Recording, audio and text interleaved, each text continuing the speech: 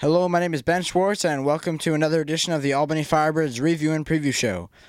This week comes after another loss, a last-second loss. We didn't play poorly this game. The defense, slipped up possibly a little bit. We didn't get our first hold until pretty late in the game, but kind of a heartbreaking loss if you consider we scored in under a minute to go, and then we gave up a touchdown, and then we couldn't come back from that.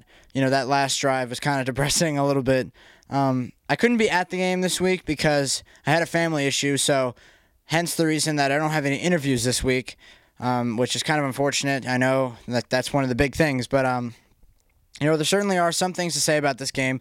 Christian Wise came back and had a pretty good game. I mean, he scored 3 touchdowns. A nice bounce-back performance. We're missing some guys, Lawrence Wade got hurt. He had to get carried off, which is not a good thing to see. I was able to catch this game on Nifty TV on AF2.com. If you guys ever are going to miss a game, a home game, that's a great place to do it. But we were getting the Milwaukee audio from their radio station, extremely biased. Well, you can't really blame them. An AF2 radio station is going to be biased. But it was pretty, funny to listen to them. They were really rooting for the Iron, all the way through, and pretty much saying nothing positive about the Firebirds, trashing the refs at any point possible. There was this one throw in the end zone that, an Iron guy caught. The end zone judge initially called it a touchdown. He runs up with his hands up in the air. He calls it a touchdown.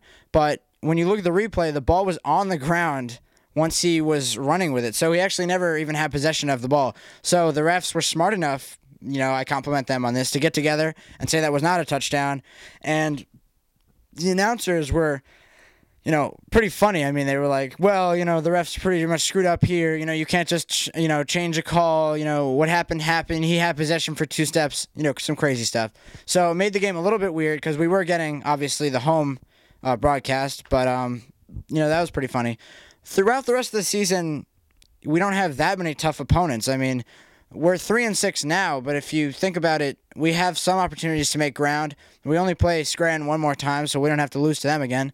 And, their schedule is not that hard. So, a playoff run is not out of the possibility, not out of the realm of, possibility. It's plausible that we can make a run here. We obviously have some good players. This was a very close game. Milwaukee's not the best team in the AFL, but we're giving teams a run, and we're not just folding like we were earlier in the season.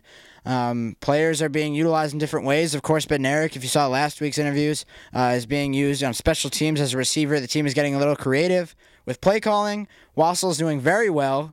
He's playing extremely well. If you look at him last year, he wasn't on a winning team and he wasn't winning games. This year he's not really on a winning team, but they are winning games. This was, one of his first losses. So, Wassel's been great. There's still a lot of hope. I mean, 3 wins at this point in the season is definitely not where you want to be, but there are some opportunities. We just came off a bye week. You wonder if that, played any factor into it. But, not so challenging. We get to play Milwaukee again at the last game of the season, so possibly some chance for revenge. We'll be in Milwaukee that day, so we won't have the home field advantage. But wow, really no fans there. I wasn't at the game, but you could see on the TV whatever attendance numbers they're going to give us are probably wrong because there looked like maybe 2,000 max people there. Sometimes when I'm at the games, it looks like maybe even 1,000 max. It's really bad. I don't know why fans don't come out anymore. I know they followed the AFL team so passionately, but AF2 hasn't conjured up as much interest. People, treat it as the product that it was when it was the Conquest. So really things haven't changed from that standpoint. And I know the team spent a lot of money on, rebranding, but I don't know whether it's paid off. I certainly like it. I think everything looks much better than, the Conquest logos and the Conquest jerseys and everything. I like the rebranding. I like the classic look. A lot of former players. I was reading this article when I was in Albany in late April. I was reading an article in the Times-Union about how there were actually some players who were former Albany Firebirds players who were very angry at the team for making that decision and saying it's not honoring their past correctly, and they're still going to be an AF2 team, and they're still who they are, and they're kind of just ignoring that fact, and they didn't think it was a proper way to, honor them and their Arena Bowl win and what they meant to Albany, back in their time. But so some older players are, a little bit angry about that. I personally enjoyed it. I've been seeing a lot of old Firebirds jerseys at the games. That's always nice to see. And our team certainly has a bunch of dedicated fans, but we're not bringing in attendance that is near where it should be. And hopefully that picks up in the future. We don't have that many home games left, so, we're a little bit shaky here. We need to pick it up in the last few games. Who knows if Albany, can sustain its existence, moving into next year. Have they made enough money?